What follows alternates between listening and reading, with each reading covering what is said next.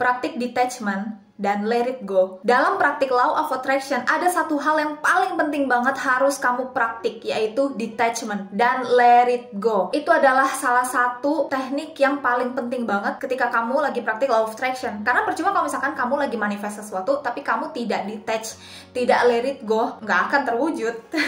Detachment dan let it go itu adalah dua hal yang berbeda dari pengertiannya. Di sini aku akan jelasin apa sih pengertian detachment, let it go, dan gimana caranya kamu praktik. Apa sih arti detachment yang sesungguhnya? Yang pertama, let it go. Let it go itu kan membiarkan itu pergi. Jadi ketika misalkan kamu manifest sesuatu, ya udah kamu biarkan doa kamu itu lepas gitu loh. Kamu biarkan dia tuh pergi. Kamu nggak tahu kapan terjadinya, nggak tahu divine timingnya kapan.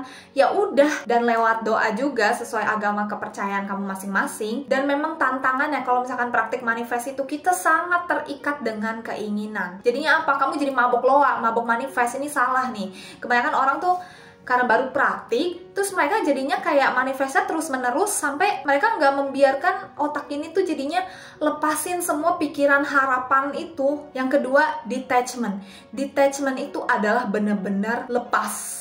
Benar-benar kamu gak peduli lagi sama apa yang kamu manifest. Kamu benar-benar meninggalkan semua harapan. Jadi kamu ibarat lepas tangan. Kamu udah gak peduli lagi dengan apapun yang kamu doakan. Ya udah, kamu akhirnya benar-benar lepas sepenuhnya. Kamu lepasin sepenuhnya sampai kamu lupa kalau kamu tuh pernah manifest itu. Nah, ini dua hal yang berbeda. Kamu ngerasain gak perbedaannya? Bagi aku, teknik yang paling penting itu adalah detachment. Kamu benar-benar lepas sepenuhnya. Oke, for example, aku pengen kasih tahu kamu contoh dan harus praktik di dalam kehidupan. Oke, tolong perhatikan video ini, tonton please, dengerin baik-baik, pasang telinga kamu, dan lakukan. Contohnya, ada orang yang ngutang kamu berapa misal?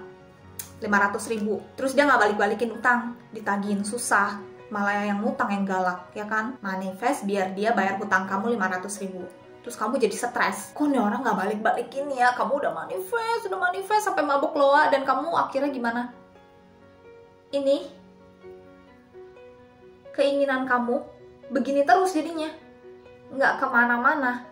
Nih ya, ketika kita manifest apapun deh, kamu tuh seperti menggenggam di sini loh. Kamu terus begini, kamu nggak detach, kamu nggak lepasin, kamu nggak belajar untuk ikhlas. Kalau kamu praktik detachment sambil manifest sesuatu, kamu harus sepenuhnya gini. Ingat satu hal, kalau kamu manifest sesuatu nih, dalam hati kamu yakin, percaya, tanpa ada keraguan, itu memang benar. Tapi kamu bisa nggak untuk merelakan kalau misalkan itu nggak terjadi? Ini aku langsung to the point aja ya kasih tahu, karena biar kamu tuh bisa praktik gitu loh, biar kamu nggak stres. Kalau misalkan dia bayar hutang kamu, bagus. Kalau misalkan dia nggak bayar hutang kamu, ya udah, kamu harus ikhlaskan uang 500.000 itu. Bisa nggak? Itu dulu yang harus bisa kamu latih.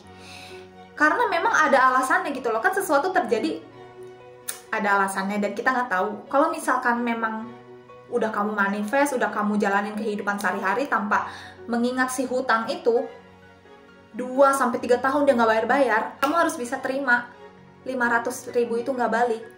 Nah, bisa nggak sekarang, pertanyaan aku, kamu untuk praktik itu? Susah. Hak aku kak, itu kan uang aku. Iya betul, ambil aja hikmahnya gitu loh. Mungkin kamu kurang sedekah, jadi ya udah 500.000 itu lenyap. Nextnya jadiin pembelajaran, jangan pernah pinjemin hutang lagi sama orang gitu. Dan manifest itu bisa aja terjadi, bisa aja terkabul kalau kamu benar-benar sudah ikhlas. Jadi gini loh, ibarat, oke ini tutup kamera ya, ini manifest kamu masih genggam gini nih. Terus kapan dikabulnya kalau kamu masih genggam? Kalau kamu buka, kamu lepasin nih, ini si impian kamu langsung diambil sama semesta dan dikabulkan nih.